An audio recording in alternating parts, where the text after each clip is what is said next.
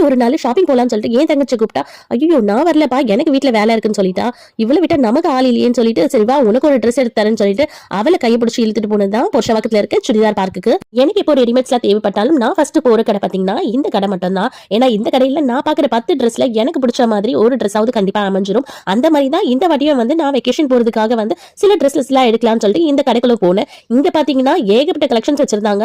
வழக்கம் போல இல்லாம இந்த வாட்டி நியூ ட்ரெண்டிங்ல எல்லா மாடலையுமே இருந்துச்சு. பார்த்து 10 ட்ரெஸ்மே எடுக்கணும் போல இருந்துச்சு. பார்த்தா ஒவ்வொரு ட்ரெஸ்மே யூனிக்கா இருந்தது. ஒரு ட்ரெஸ் பாத்தீங்கன்னா ஃப்ளாரல்ல இருந்தது, ஒரு ட்ரெஸ் ஃபுல்லாவே எம்ப்ராய்டரியில வச்சிருந்தாங்க.